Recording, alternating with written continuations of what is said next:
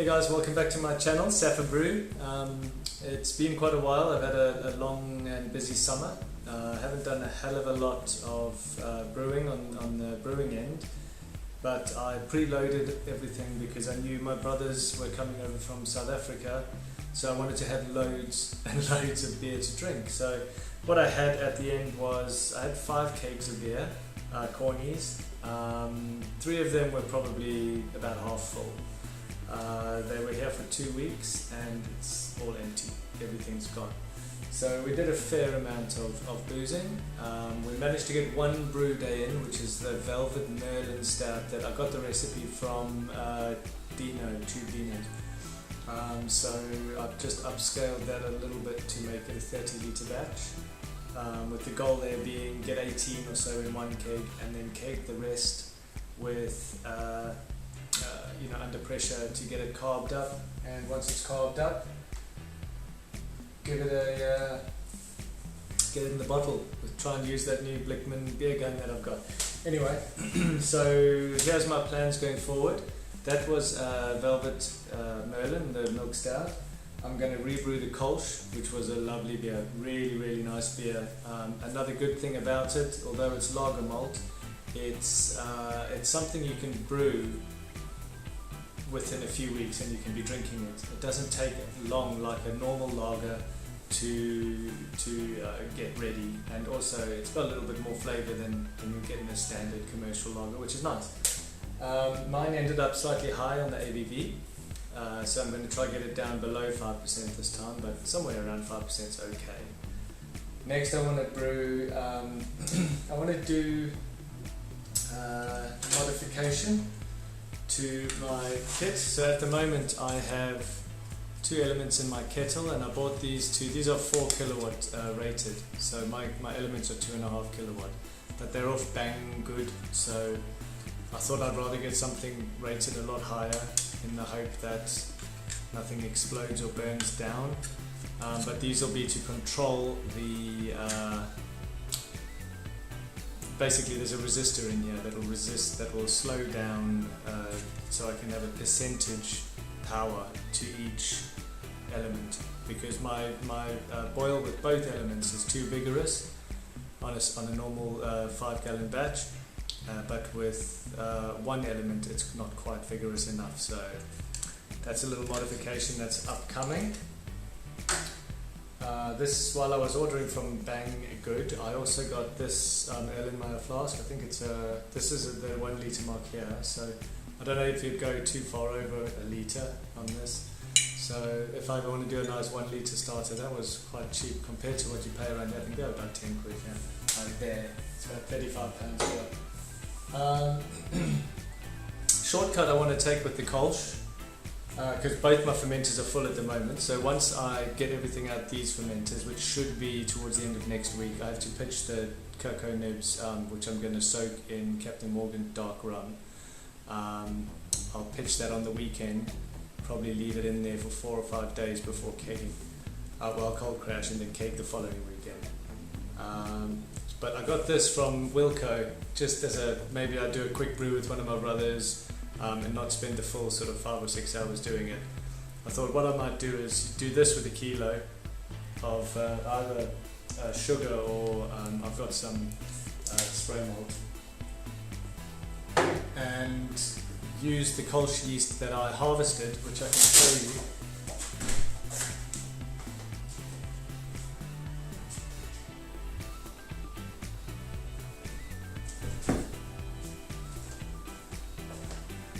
I have two of these mason jars full, and there's a lot of yeast in here.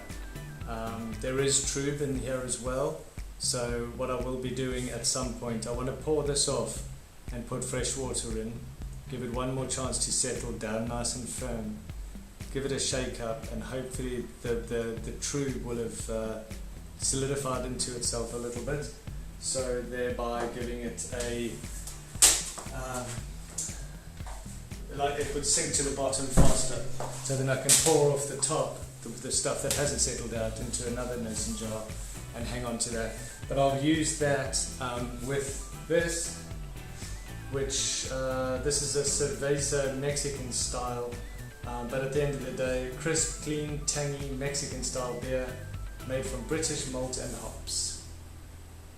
Produces 40 pints, that was about 10 quid. So that will be one of those ones that I do either on a brew day or between brew days. I do still want to brew that Kolsch again that I got from Brew UK. That was awesome. It was really nice. I also want to brew just a nice bitter. I got one off the Malt Miller, a recipe that was, I think it was called the Bollocks Best Bitter. It was a best bitter and it was really nice. There was nothing to smash you in the face hoppy wise or anything. It was just a proper bitter. But as we move into the colder months, I think that would go down quite nicely. And I want to brew my Undead Pale Ale again, which I haven't brewed for probably about a year now, and I just love that beer. I need to try and bring the ABV down because that was at 7%. It's just too much really for any, you know, if you want to have a couple of pints on a weeknight, it's just a bit too much alcohol to take in.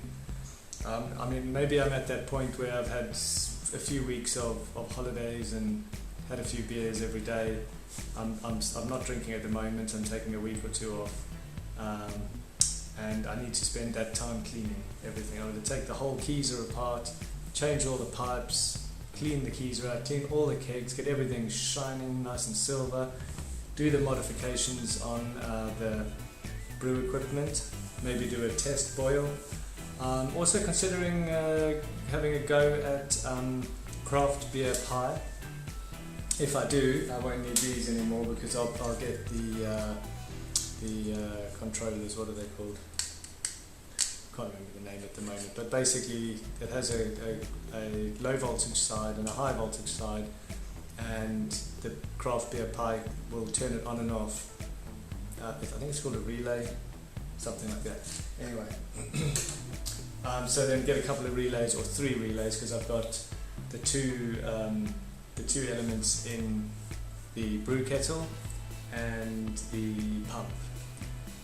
The last thing I'm thinking is I might go back from a 3-vessel system to brew in a bag, just to see if I have any hit on quality, because I have a recirculating system in the main kettle, the boil kettle. I think that I'd have better, more accurate temperature control with brew in a bag than I do currently in my cooler box mash tun, because I don't have a Hermes system or a Rins system or anything like that. So I'm thinking, you know, recirculating into the bag should give me a good temperature range going through the grains, and perhaps measuring the temperature of the wort coming out of the inlet, the whirlpool inlet. I'll see how it goes. I mean, if it works really well, there's less cleaning up to do. There's no sparge, so you're saving a lot of time. And also on the last brew, I've got a brew video that I will do once I've got a grain to glass for the Velvet Merlin. But I basically use these cubes. Fill 2 cubes up with that, and so yes, it was a very short brew day. I mean, it's about 4.5 hours with dark beers. You know, actually, I still am on the fence as to whether your beers will end up hazy because you don't get the cold crash. I think it just depends sometimes on how your hot break works. If you don't get a cold break, sometimes it doesn't matter if you've got your Protafloc tablet. I've had clear beers coming out of the cube. There's a lot of Aussie brewers who do it all the time and get clear beers coming out. I do think that you probably wouldn't want to put your beers on in your fermentation fridge to cool down, because all that heat gets kept in the fridge. The fridge would really struggle to dissipate and disperse that amount of heat. So I think you're better off having it on like concrete or on metal outdoors, and then it can act as a heat sink. But then once it goes into the open air, it can blow away or move away from the vessel. It should cool down pretty quickly. That's all I have on the brewing front at the moment, apart from the need to do quite a lot of cleaning up. Oh, I I hung a dartboard, my dartboard up there, so I'm pretty happy with that. I've got a man cave sign now. I'll get it and show you.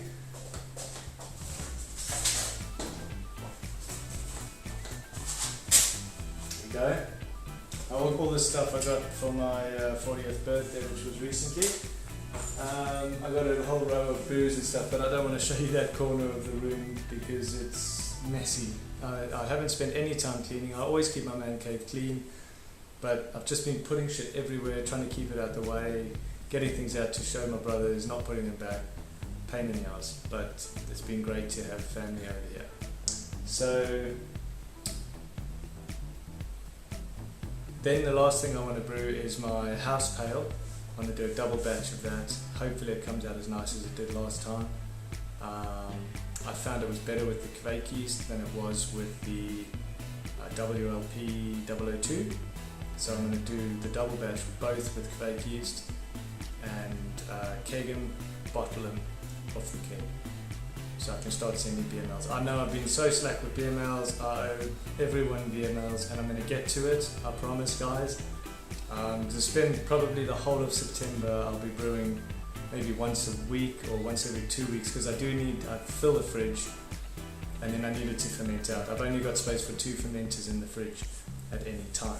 So I think we're probably talking maybe 2 weeks from now do the brew, so I'll get to this weekend, do the drop of the cocoa nibs, get it in the keg the following week and do a brew day for like a double batch. So we'll have to see. I mean, I might be able to get a Kolsch kit from the UK, Brew UK, do a brew in the bag with the Kolsch kit, mix it with this to bulk it up to a double batch, and then cube it overnight and pitch the next day. That would save me a lot of time. And you know, to be honest, I have had the odd beer that's come up a bit hazy, and drinking at home I really don't mind. Sharing beers that are a bit hazy when they shouldn't be, it shows like a little bit of laziness on my behalf and perhaps like something wrong with my processes. But for at home, it's not the end of the world. So we'll have to see. And well, that's all my updates for now, guys. I've been enjoying watching all your hop picking and brewing videos over the summer, and keep them coming, man. Keep brewing, guys.